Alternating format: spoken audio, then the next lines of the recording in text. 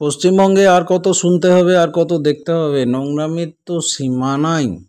বিশেষ করে শিক্ষাক্ষেত্রে যদি এই হাল হয়, দেশটার উন্নতি হবে কি করে? যুব সমাজ শিক্ষিত হবে কি করে? শুধু রাজনীতি রাজনীতি রাজনীতি আর নোংরামি। তৃণমূল আমলে নিয়োগ দুর্নীতি নিয়ে রাজ্য জুড়ে তোলপাড়।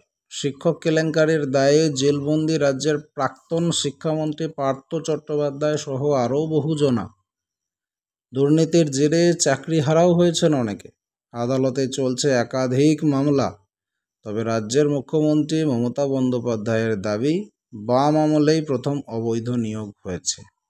এরা ওর দিকে কাদা ছুঁড়ছে, ওরা তার দিকে কাদা ছুঁড়ছে। কাদা ছোড়াছুড়ি, উন্নতির কোনো চেষ্টা নেই। দেশটাকে পাঁকে ডুবিয়ে দেবে।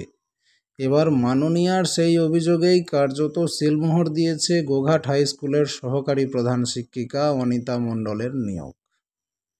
স্কুল শিক্ষা দপ্তরের নির্দেশ অনুযায়ী জরুরি ভিত্তিতে বিদ্যালয়ের শিক্ষক শিক্ষিকাদের নিয়োগপত্র নিয়ে ঘাঁটাঘাঁটি করতেই সামনে এলো মাথা ঘুরে যাওয়া তথ্য। জানা গেছে, বিদ্যালয়ের রেজুলেশনের বইতে লেখা আছে, হাইকোর্টের নির্দেশে 1997 সালে ভূগোল বিষয়ের জন্য সহকারী শিক্ষিকা হিসেবে নিয়োগ হয়েছেন অনিতা মণ্ডল। পরবর্তীতে তিনি গোঘাট হাই স্কুলে 2005 সালে সহকারী প্রধান শিক্ষিকা পদে নিযুক্ত হন। পরিচালন সমিতির সভাপতি নারায়ণ পাঁজা জানিয়েছেন, 1997 সালে যখন অনিতা মণ্ডল তথাকথিত হাইকোর্টের নির্দেশে ইন্টারভিউয়ে বসেন এবং পরিচালন সমিতির প্যানেল অনুযায়ী শিক্ষিকা হিসেবে যোগদান করেন।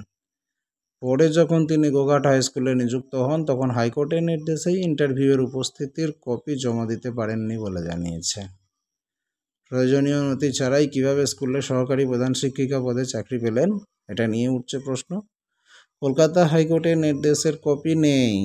সহশিক্ষিকা নিয়োগের এদিকে বিদ্যালয়ের রেজুলেশনে উল্লেখ তার রয়েছে। জানা গেছে, এই সহকারী প্রধান শিক্ষিকা অনিতা মণ্ডলের দাদা স্বপন মণ্ডল একসময় সিপিএমের বড় নেতা ছিলেন।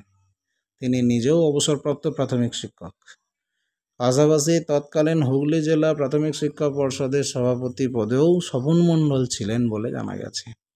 অনিতা মণ্ডলের অবৈধ চাকরির খবর সামনে আসতেই ময়দানে নেমে পড়েছে তৃণমূল।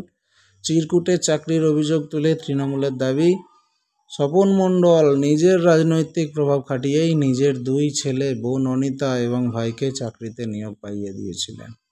যার বিরুদ্ধে এই অভিযোগ, সেই স্বপন মণ্ডল অবশ্য এ নিয়ে সংবাদ মাধ্যমে কোনো রকম প্রতিক্রিয়া দিতে চাননি। অন্যদিকে সমস্ত অস্বীকার করেছেন অভিযুক্ত সহকারী প্রধান শিক্ষক। অনিতা মণ্ডল বলেন, সমস্ত কিছুই ঠিকঠাকভাবেই হয়েছে, নিয়োগে কোনো দুর্নীতি হয়নি। দর্শক, আপনি এই বিষয় নিয়ে কী বলতে চান? আপনার মতামত কমেন্ট করুন। পরবর্তী আপডেট পেতে চোখ রাখুন স্মার্ট দুনিয়ায়।